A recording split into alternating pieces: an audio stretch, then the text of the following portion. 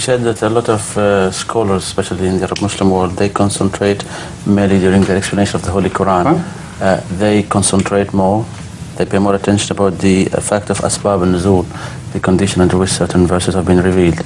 She said, how can we create kind of compromise between what they're trying to enforce on the people and about the beauty and the truth of the Holy Quran? This is exactly what we have been doing, in fact, here in the Kamal Arab and also during other question answer sessions.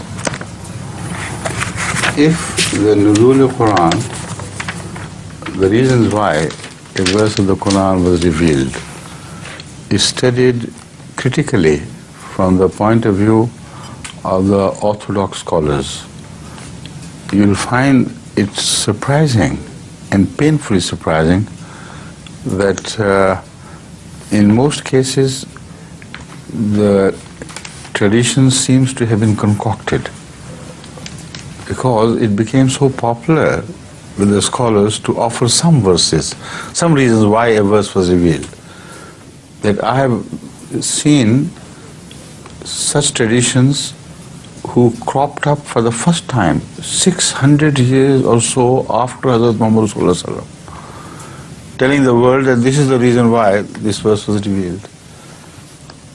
And when I pursued the line of those who were chained together, in a long, who were linked together in a long chain of narrators, I found many who were of doubtful origin, who may not have existed, or who were condemned by the great scholars as liars and imaginators, liars and given to imagination.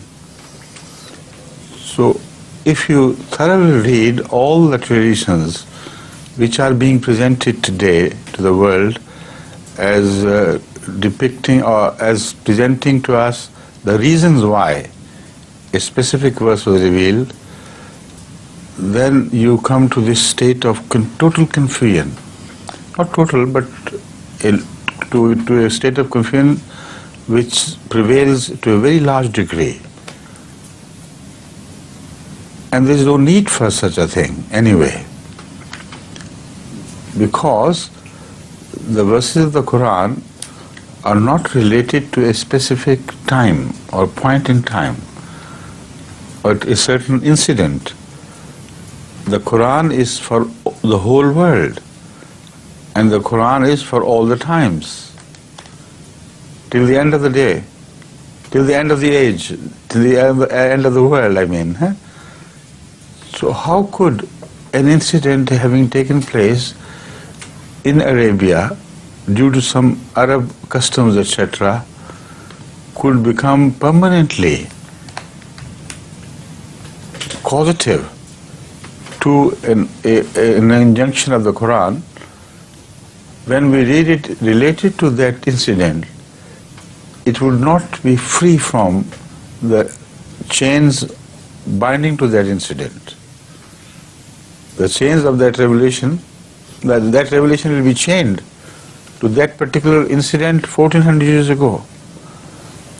So all the people who are to be born later on till doomsday will consider these verses to be only the verses for that time and for those reasons, which may not be applicable to the requirements of the whole world for all the times to come. So it could be helpful only to the people of Arabia at the time of Muhammad Sallallahu Alaihi Wasallam. There they did not have to go to the books of traditions. They understood the thing, that something happened and an instruction was required, so it came. It should have ended there. It must have served its purpose along the process. But when it comes to the permanent need of the Quran is permanently needed for the whole mankind till the end of the day. That is the end of the world. That is one thing which must be kept in mind when you speak of these so-called reasons why a verse was revealed. Secondly, if that order of revelation was essential and important, why did Muhammad Rasulullah sallallahu alaihi wasallam completely change the order afterwards? The verses which were revealed first were put at the end. The verses which were revealed later were put in the beginning. And not only the order of verses was changed, but also the order of all the surahs or the chapters of the Quran was changed. So that shows that Allah did not want us to get, to remain bound to the so-called reasons why a verse was revealed. A new order was created, which was a permanent order. So when we received that new order of relationship between verses in the surahs from Hazrat Muhammad Rasulullah sallallahu alaihi wasallam himself, then where is the need for sticking to the old order of revelation? You understand the point? It would be, in fact, detrimental to, in many cases, to our understanding of the continuity of the Quran from the beginning to the end. When you talk of why this verse was revealed, then the order of the present Quran, which we find today, will be disturbed. Something is said in the beginning which was in fact said at the end. Something is said at the end which is in fact said in the beginning. So the whole order of the verses in the chapters will go wrong. So one should forget about the reasons why they were revealed, because they were not the reasons why they were revealed. That is another point which I will come to. The second point which I conclude is this, that the order of the present verses and the chapters of the Quran was completely changed so that it became totally unrelated with the incidents which, according to some scholars, caused these verses to be revealed. They were broken away from those bindings, and Muhammad Rasulullah sallallahu alaihi wasallam, under direction from Hazrat Jibreel alayhi salam, completely changed it to a new order. That should be sufficient for us. And in the end, the important thing is that the so-called reasons why a verse was revealed do not go together, and they contradict each other. Not only that, but also you find many Israeli traditions find their way into these so-called reasons for revelation, with the result that sometimes the whole reason why a verse was revealed becomes so absurd because of the Jewish traditions finding their way into it, that one is amazed. Not at the wisdom of the Quran, of which one should be amazed, of course, but at the lack of wisdom. Because these things do no honor to the Quran. They make it, turn it into a book of Jewish tradition sometimes. So I abhor such things. We do not need them. The Quran stands for itself, by itself. It is completely free of any reasons of why it was revealed. And in the end, the last, I would like to draw your attention to the fact that the Quran was not revealed for any specific reason of the time. It so happened that as it was being revealed, things also happened. So it was not revealed because those things were happening and they demanded it. it was revealed because it had to be revealed for the mankind as such. But it is possible, and I know it seems to have happened, that the revelation was connected by Allah to some incidents which were taking place or which were about to take place. So in that case, there were revelations which had to be made anyway. It was not dependent on an incident. Was made only at the time when it correlated with the current things which were going on currently at that time.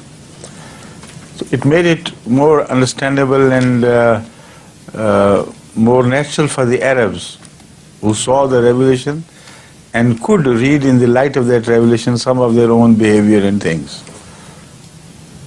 That is the only importance for finding out what happened. Otherwise, it's misleading and, as I said, does no honor to the Quran in many places.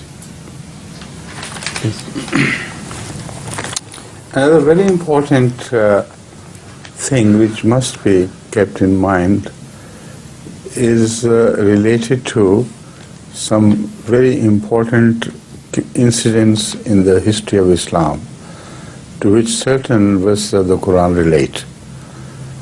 They may be of a community nature of communal nature, where the whole world of Islam was being influenced by those incidents, or maybe of individual nature, but at the same time, the whole world of Islam was to be influenced at that time and later on as well. There, the Asbab Nuzool question has to be studied with even greater care. For instance, the Battle of Uhud is being referred to in the Holy Quran. Now, the Holy Quran is specific and clear about what happened. If you read Asbab Nuzool, then you might be led to believe in certain things which did not happen, about which the Holy Quran is completely silent. And you may begin to infer different things from what the Quran says. This happens in case of many controversial Asbab Nuzool presented by different scholars. What did Hazrat Abu Bakr do? What did Umar do? What did Hazrat Ali do? The Shia Asbab Nuzool riwayat are so different from those of the Sunnites that instead of the Quran removing confusion, it seems to create confusion. So this is why we have to be very selective and choosy in the verse, in the traditions which apparently claim that this is why these verses of the Quran were revealed at the Battle of Uhud. Forget all of these, and what you see is a very clear picture and a beautiful picture of the conduct of Sahaba, which is exonerated by the Quran itself. The Quran says God forgave them, whatever was done by whosoever. In the end, according to the Quran, everything was fine, everything was all right. God forgave them for some of the goodness which they had been doing before. Now this is the clear, honest, pious picture we receive from the revelation of the Quran. When you go to the Asbab Nuzool, even omitting the contradictions between the Shias and the Sunnites, the reports of each themselves contradict each other and create a very sorry picture of events which are not acceptable. Were they acceptable, the Quran should have mentioned them. Similarly, things pertaining to Al-Badr, things pertaining to Al-Hunayn, things pertaining to Sulh Hudaybiyah, and so on and so forth, they seem to require some traditional support of what was happening. But when you read them without support, the picture which emerges is far clearer than when you go to these traditions which speak of Asbab Nuzool. Yet at the same time, for some extra detail, which is not contradictory to the Quran, one may lean upon such traditions, only partially. Some references are given without names. You can go to the traditions for finding those names to fill in the blanks, not to create contradiction, but to support the verdict of the Quran with certain facts which you fill in there, and the whole picture becomes clear. Like at the cave, when Hazrat sallallahu alaihi wasallam was migrating, the name of his companion is not mentioned in the Quran. It's not said that it was Abu Bakr. So if reading Asbab Nuzool, we find that it was Abu Bakr, it's well and good, because it fills a blank but does not create a contradiction. So with all these precautions, these Asbab Nuzool should be read. But more than that, at times the so-called Asbab Nuzool are so horrible that they go entirely against the spirit and character of Hazrat Muhammad Rasulullah sallallahu alaihi wasallam. They should be not only rejected, they should be stamped out. No question of you entertaining them as truth. Like when you read why Hazrat Rasulullah sallallahu alaihi wasallam married the divorced wife of his so-called son, Hazrat Zaid. The traditions in the name of Asbab Nuzool tell you horrid pictures of what was happening, which the Holy Quran contradicts. The Holy Quran is paying tribute to the greatness of Hazrat Muhammad sallallahu alaihi wasallam, Khatam al-Nabiyyin. And the Asbab Nuzool tell you that in fact what was happening, once he went to the house of Hazrat Zaid, and against his own teachings, which he received from God, instead of knocking at the door, instead of saying Assalamu alaikum, he just opened the door and rushed in, while Hazrat Zainab was unfortunately not properly dressed. Now, having done that, instead of returning, saying istighfar, he, according to this tradition, imagine, fell in love with Hazrat Zainab. What a shocking image of Muhammad Rasulullah which is being created. And they call it Asbab Nuzool. It's not for nothing that I'm against Asbab Nuzool. Sometimes I hate them because they create a wrong picture of my beloved Hazrat Muhammad Rasulullah. So don't go by the name of the books which give these traditions. Go by the Quran and the honor of the Quran and the honor of Hazrat Muhammad Rasulullah and his conduct. Everything will fall in step if you stick to these values. Any tradition which is against, reject it, throw it out as false and wrong. So this is the last page which I wanted to add about the Asbab Nuzool.